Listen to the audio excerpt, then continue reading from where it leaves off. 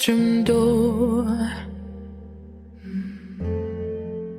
Voices in her head that mirror what she's heard before.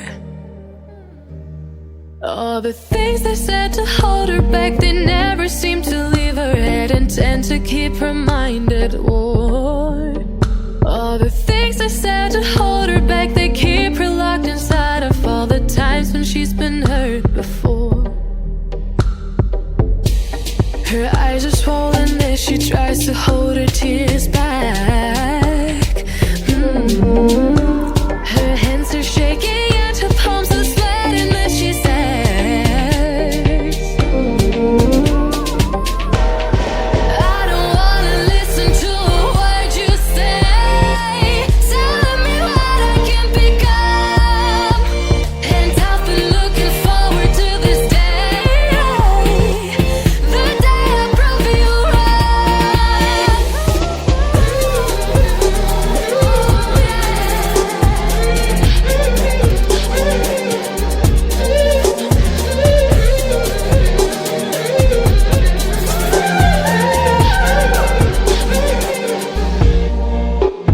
Goes through old pictures and memories. Our heroes have been forgotten. Our heroes so brave and bold. Our heroes have been forgotten. Our heroes so they got old. Our heroes have been forgotten. Our heroes so brave and bold. Our heroes have been forgotten. Our heroes so they got old.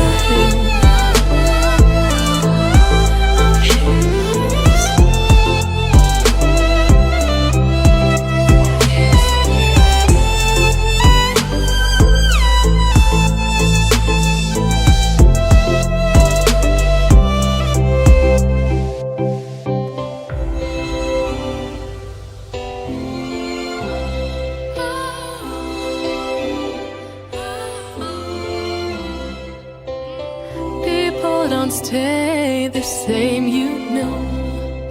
I just hope their stories will still be told. Her alarm goes off and she gets up to watch the morning news. Doesn't work no more but tells a lot of stories about her youth. Drinks more lately, ain't got pills in many different colors too. Morning light is showing, she moves the chair to look out at her view. But her shop was built right across the street, and it stands where the sunrise used to be. In the afternoons on the couch to read, goes through old pictures and memories. Our heroes have been forgotten. Our heroes so brave and bold. Our heroes have been forgotten. Our heroes so they got old. Our heroes have been forgotten. Our heroes so brave and bold. Our heroes have been forgotten. Our heroes so they got old. Our heroes so they got old. Our heroes so they got old.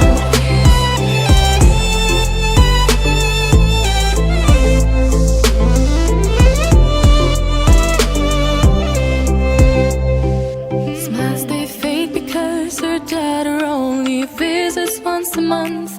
Since she got a family of her own, it's kept the two apart. Used to have so many visitors, but now the only one is the nurse that helps her move the chair to look out at the sun. But her shop was built right across the street, and it stands where the sunrise used to be. In the afternoons on the couch to read, goes through old pictures and memories. Our heroes have been forgotten. I hope you liked the art intro. This is my very first vlog, and on Self Space I asked what book I should vlog on, either Jade City or Rebecca, and my friend Abby said do Rebecca, because not everyone is really saying anything about it or vlogged it, and it's a reread for me, and it's a buddy read as well with a friend from Self Space. I don't know if they want me to put their name or not. I didn't really ask, but so they're just a friend who I'm buddy reading on from Shelf Space. But thanks to Abby for the idea. Well, not the idea, but like the suggestion, and I went with it, and she helped me out. So thank you, Abby. I'll link her channel down below because she has a YouTube channel. So I'm going to read the very first paragraph. It's my favorite paragraph, intro to a book. I just really like it, so I'm gonna share. Okay, so last night I dreamt I went to Manderley again. It seemed to me that I stood by the iron gate leading to the drive, and for a while I could not enter, for the way was barred to me. There was a padlock, a chain upon the gate. I called in my dream to the lodge keeper, and no answer.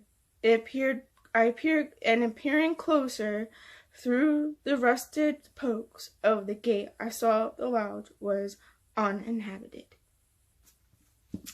So I have a picture up here of the book. Since I have my camera facing opposite, everything will be like backwards.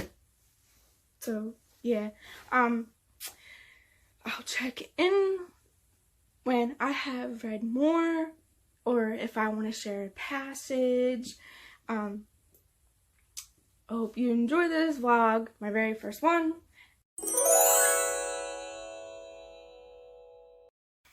Another passage. Okay, so we can never go back again, that much is certain. The past is still too close to us. The things we have tried to forget and put behind us would stir again, and that sense of fear, of fugitive unrest, struggling at length to blind unreasoning panic, now mercifully stilled, thank God, might in some manner unforeseen become the living companion as it had been before. Yeah. And I'll read another passage because this is the end of chapter 1. The other one was beginning of chapter 2.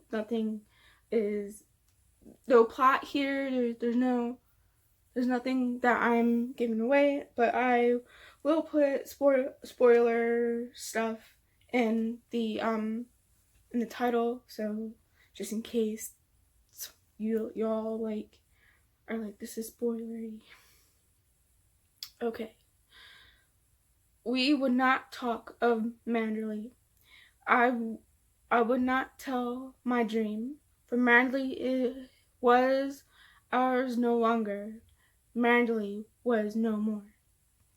Yeah, so it's so good. I love this book. I'm having joy. Basically I only read the first chapter, so basically she just going her dream. She's dreaming about it, obviously from the first passage I shared. But here's another passage. It just shows how well Daphne du Maurier's writing is. Nature had come into her own again, and little by little, in the sleepy, insidious way, had encroached upon the drive along tangless fingers. Let's see, another passage is this one. The drive was a rainbow now, a thread of former self. And then she comes to it, and it says, there was Manderley, our Manderley, secretive and silent as it had always been, a gray stone shining in the moonlight of my dream, and muleted windows reflected the green lawns and terraces. Time could not wreck the perfect symmetry of those walls. Not a sight itself, a jewel of hollowed hand. I looked upon the delicate shell, soulless at last, unhunted, with no whisper of the past, with its staring walls. Like I got all the I got like chills everywhere. So this is okay. I thought of the mindly waking hours, and I would not be better. I should think of it. It might have been, could have lived there without fear. I could, I could, I should remember the rose garden in summer, the birds that sang in the dawn, the tea under the chestnut tree, and the murmur of the sea coming up to us from the lawns below. There's just so much here. Like all dreamers, I was possessed by sudden supernatural powers, passed like the spirit through the bearer before me. I just really like this. And so yeah, she just had right now she just had her dream, and now I'm on chapter 2. So I'll check in maybe sooner or later. You never know. Might be the same day. You might see me wearing the same thing. Ow.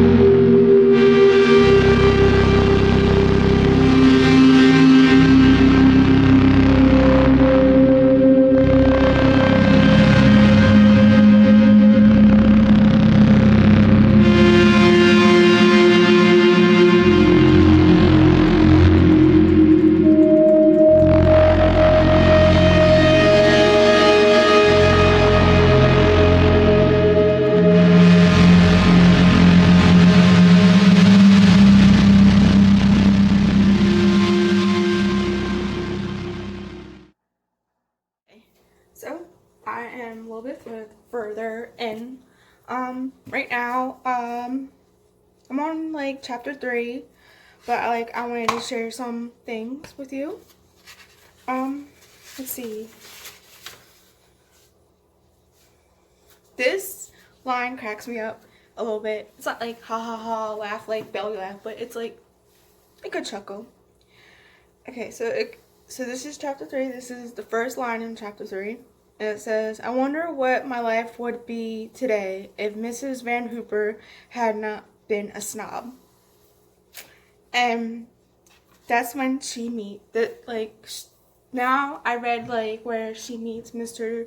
De Winter, and here's another line I like. Only sharing lines that are highlighted purple. So this one says, Mrs. Van Hooper, while she, like a large commonplace spider, spun her wide net of telodum about the stranger's poison. See,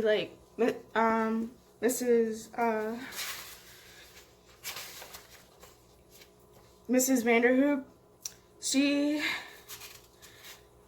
working for Mrs. Vanderhoop, and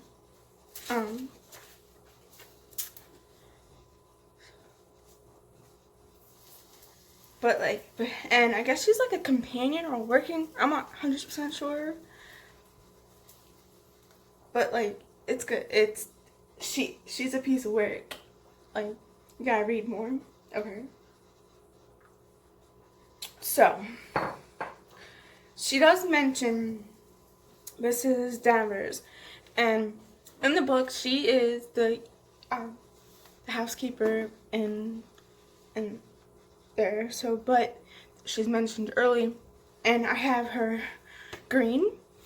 It says Mrs. Danvers. What she did about it, she would have looked at me with scorn, smiling that freezing, superior smile of hers. I can imagine her saying, There were never any complaints when Mrs. De Winter was alive. I think it was the expression on her face that gave me the first feeling of unrest. She is compared to me to Rebecca, a sharp sword of shadow came between us. So, this is, and then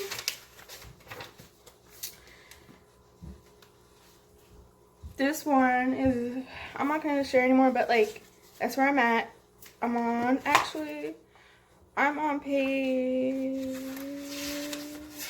page chapter. The fire alarm went off. Sorry about that. So basically I'm on chapter 4, not that far. And even though it's a reread, it's taking me a little longer to read stuff.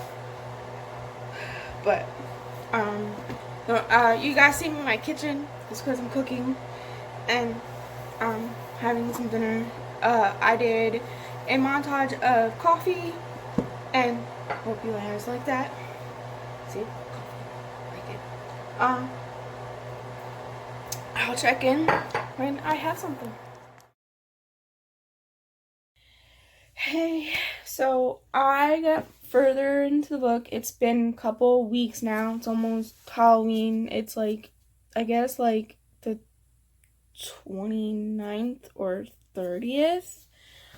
Don't quote me on that, because I'm using my phone, so I can't really look.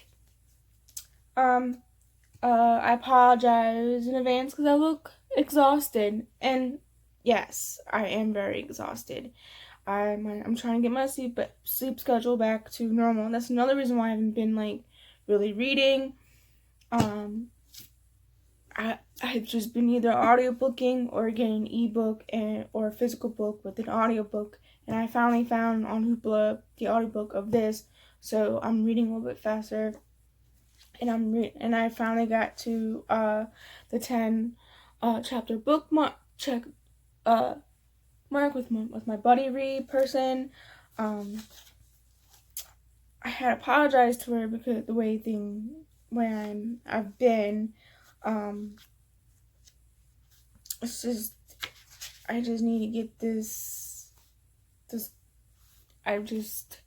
if I seem scatterbrains, because I can't really think. I do have coffee. I got like, it's like I think it's like Godiva, it begins with a G, this coffee, and they make normal, like the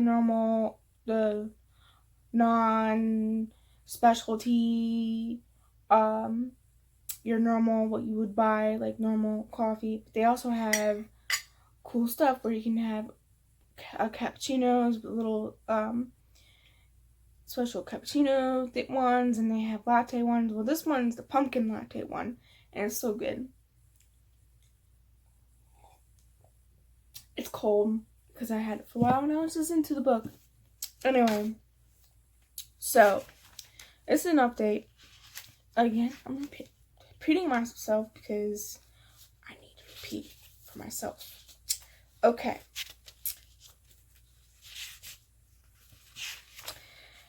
So Mrs. Vanner, Hoop or Hop or whatever, Hooper, Hope, Hop, Hipper, however they freaking say it, got influenza at Monte Carlo. So since then, she has dinner with Mr. De Winter. I'm not sure where I was when I updated, so if it's repeated, I apologize. apologize for the ankle as well, because I just being lazy right now. I'm sitting on my bed, my nightstand's right here, so I'm just gonna, and you're on a pile of books, and I can't, and I'm like fussing around with it. So you're gonna get me.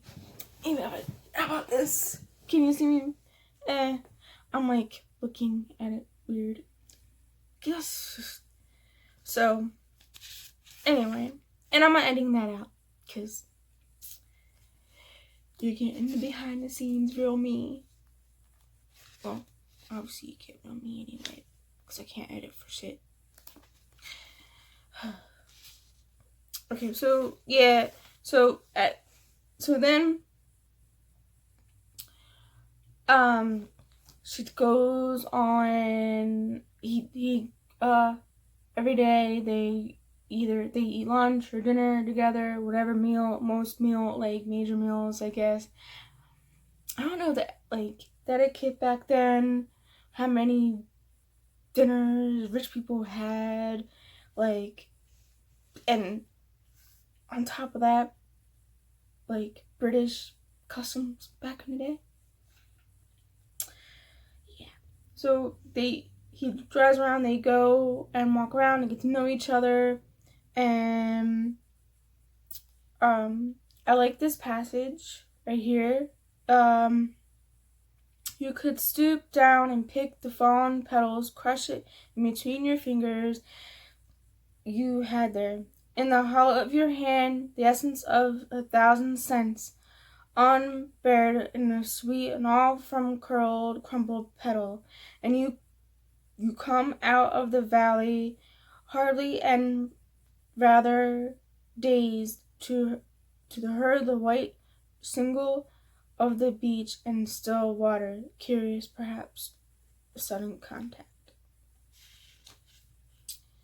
And then on the way back, I guess she grabs her gloves or something, and she finds this book of poems, and Mr. De Winter absolutely just says, you can have it.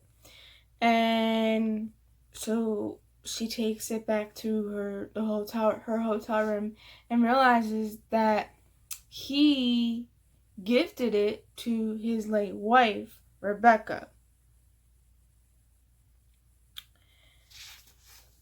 And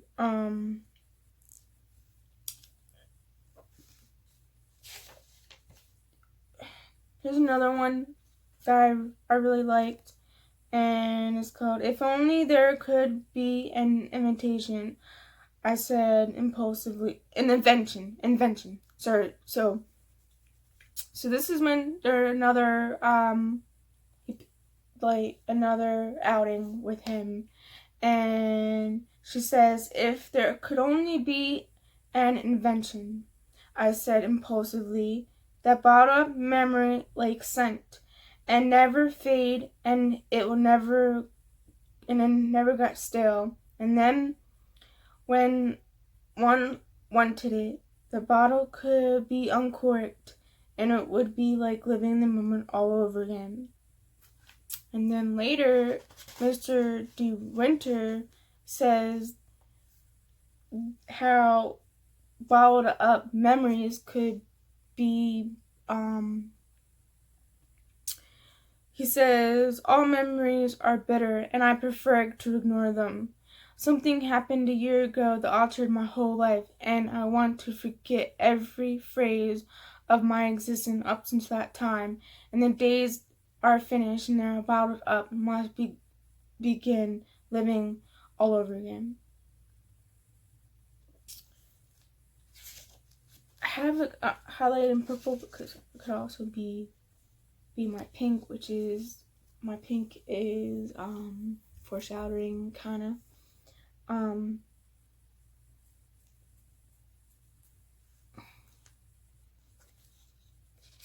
So I really like how, now, like, so I'm at here, this is the chapter where she tells Mrs. Hooper that she's gonna leave, that they are gonna be leaving Monte Carlo, and that they're gonna meet her daughter in France, and then take the boat over to New York. So she tries to find Mr. De Winter, and so this line, when she tells him that she's leaving and that she's saying she's gonna tell him goodbye, and she's not getting the fact that he wants her to be with him, but basically he's proposing to her. And I like this line. It says, I'm asking you to marry me, you little fool. I like that. It's just one of those, like, I don't know, if you're a romance person, you like romance books, you know exactly what I mean and why I like it. Maybe you don't. And the exchange between her and Mrs. Hooper seems like a very bitter, like kind of like an old bitter woman who probably wants to keep her to her side. Like, there's that, but there's also the fact that she knows that our main character is naive and is still very young, and that Mr. De Winter may be holding some secrets, and maybe, just maybe, she is forewarning our main character. So so I'm gonna warn you, there's gonna be spoiler. Obviously, this whole vlog is spoilerly, but I'm gonna repeat again. Here's some real spoiler here. So know how I told you that she finds the book of poems, and that Mr. De Winter lets her have it, and that he gifted it to his late wife Rebecca. But before she leaves, she rips up that paper and then burns it because she feels some type of way about Rebecca. So now we get into the green ones, where she finally is now married, and she's finally going to meet Mrs. Davers. This is Mrs. Davers, said Maxim. So he has her call like her family and everything Maxim, but Rebecca apparently called him Max.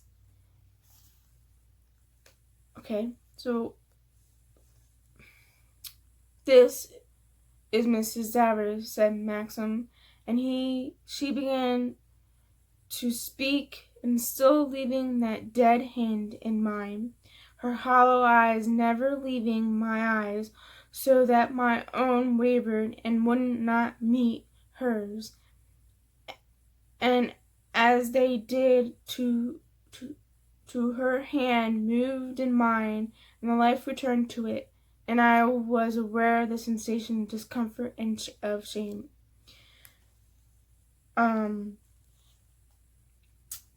Then I have in purple,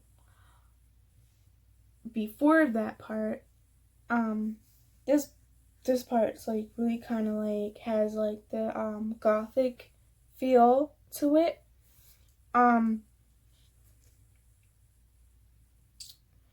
sea of faces, open mouth and curious gazes at me, though they were watching the crowd of about a block, and I the victim of the hand behind my back. Someone advanced from the sea of faces, someone tall and gaunt, dressed in deep black, whose prominent cheekbones and great hollow eyes gave her skull face, parchment white and on a skeleton's frame. She came toward me, and I held out my hand, envying her for the dignity of composure. But when she took my hand, hers was limp and heavy, a death cold, and laying in mine like a lifeless thing. Like, yeah, that's.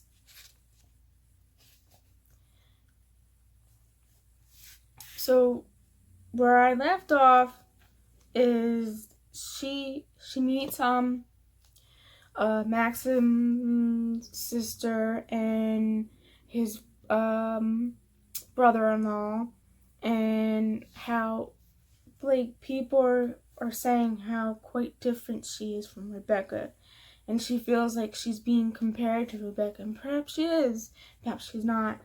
And this all plays into what's going on in the book.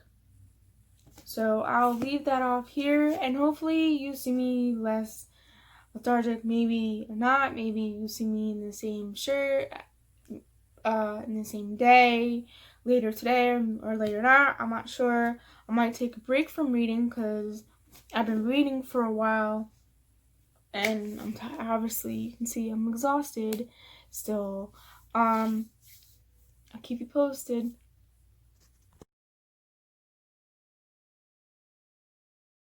I'm at the end of the Rebecca book, and it's Halloween, and this is my Halloween shirt.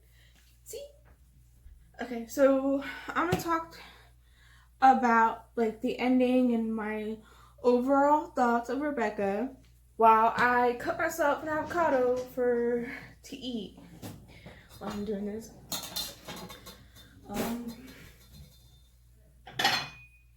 So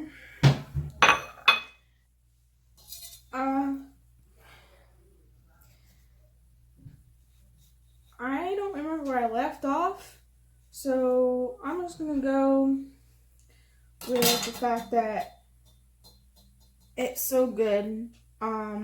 Even for like the second time around of reading it, I'm reminded again how much I love it, and it's such a gothic read. And again, spoilers, everybody, spoilers.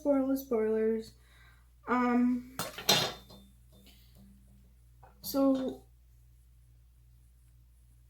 there's a part in the book with Mrs. Dabbers where Rebecca goes and looks at the rooms that were Rebecca's, and they're by the near the sea and everything and all that, but like the room was left as if as the last time she was living.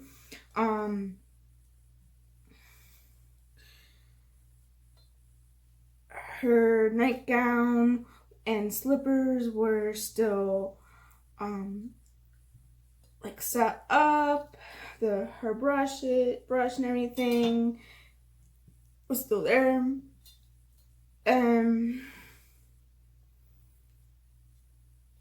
That part is just, and then Mrs. Davers comes in and sees Rebecca, and she goes, I told you that I would show you around the rooms and everything, and I forget how they get to the window,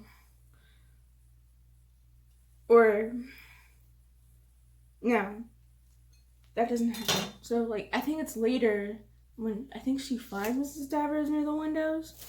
After that point, after a little bit after she sees how the room was, and she leaves kind of freaked out. Who wouldn't be? The woman's dead and everything. But anyway, the one time they're at the window, and I think Mrs. Davers is upset about something. I don't remember clearly. But they're at the window, and they're looking out, and this is essentially they are talking about Rebecca and everything, and I forget what, like, it was the main character upset about something. I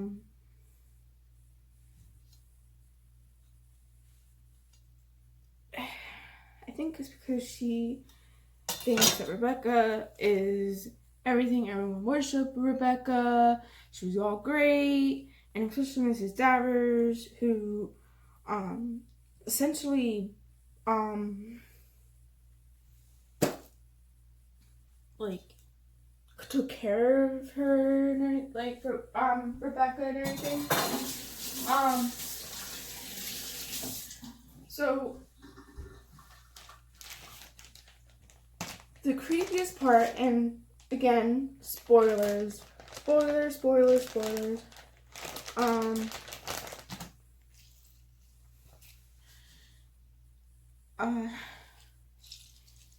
So they're at the window looking out with Mrs. Davers there too, and suddenly Mrs. Davers tries to encourage and to convince our main character to commit suicide. Basically, to say, encourage her, be like, people, I don't even have to push you. You can just jump right off. And she almost had Mrs. Davers almost had our main character jump. And what saved her was, I guess, a distress call from a boat, and things ensue there. So with the boat, so come to find out that Rebecca isn't all that people say she is. She's not this great person. She's pretty much evil, laughed at men, and looked down on people and made fun of them behind their backs and all this stuff. And not to mention, this is totally freaking gross, she had an affair with her first cousin. Her first cousin, Marino. Like, ew. Like, seriously, this is gross. So, yeah, that's a warning for anybody who incest is. So Mr. De Winter goes into the cabin near the water, where Rebecca would go and have her conquest with other men and stuff, and where she would keep company, where she would be at, and she's skilled in sailboat or boating or something like that.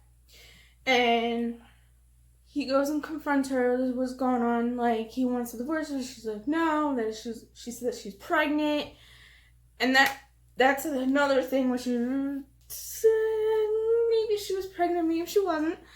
She really wasn't. So you find out like a little bit later that she was really sick. So basically, he shots her, puts her in like in the boat, and then the boat sinks. And it was not far enough, so back to the boat, the signal, the distress signal in the boat, and they like have divers, and that's when one of the divers sees the boat. And of course, Rebecca's laying on the bottom of the boat. So that's a whole thing too, and it's just really good. I just love that stuff. It's so good.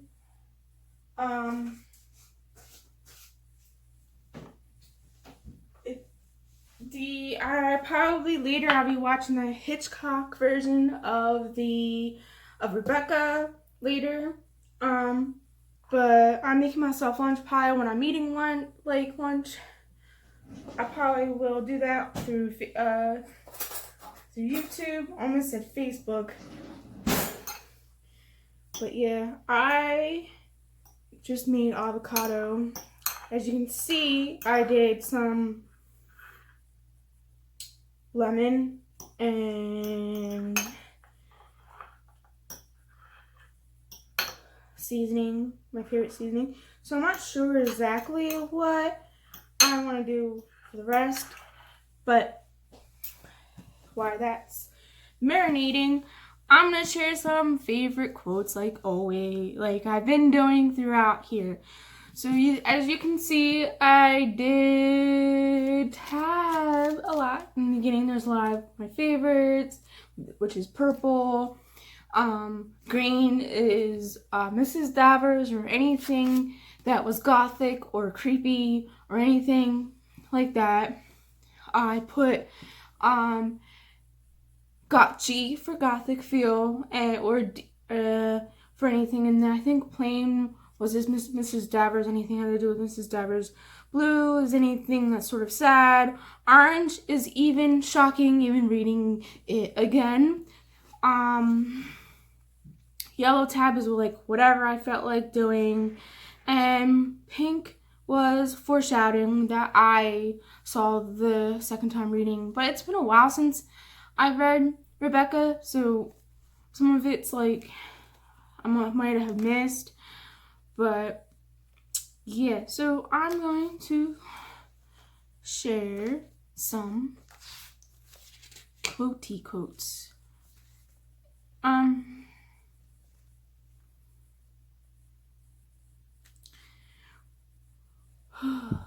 There was long silence, and we stared at each other. Nobody moved from the hall. I swallowed my hand.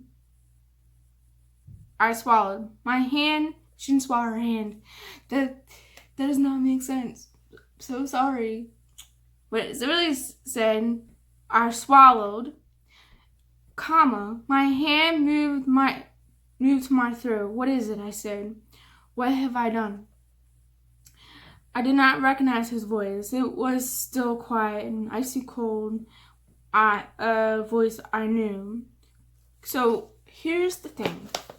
What I'm highlighting right here, now that I remember and read a little bit, is for, I guess it was like a gathering or a party that you dress up in a costume. And Mrs. Davers before told her, look at the photos in the like one of the hallways, and Mrs. Davers set her up because she found Clarence, maybe one of his family members, Miss Caroline De Winter. She dressed up her as that. And it turned out that Rebecca had dressed like that. And that whole thing was horrible. That's what that quote was. So Mr. De Winter obviously is mad, and then he tells her to leave. And he's like, go on, leave, find an even clock, anything will do, go now before anybody comes. So she comes over, and she ended up going to the party, but she kind of avoids Mr. De Winter and doesn't really talk to him or anything like that. And then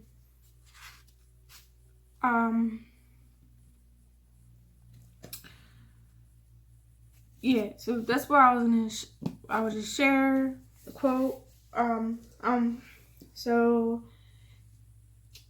this was my first ever vlog. I hope there'll be more vlogs, maybe. in the future. I'm not sure. This all depends on how I feel. But I had fun doing this, even though I had personal stuff going on. But this was a really good reread. And next time you'll see me with my pros and cons. I may or may not do pros and cons for this book. I'll just maybe just mention it. All depends on how I feel. But yeah. Bye.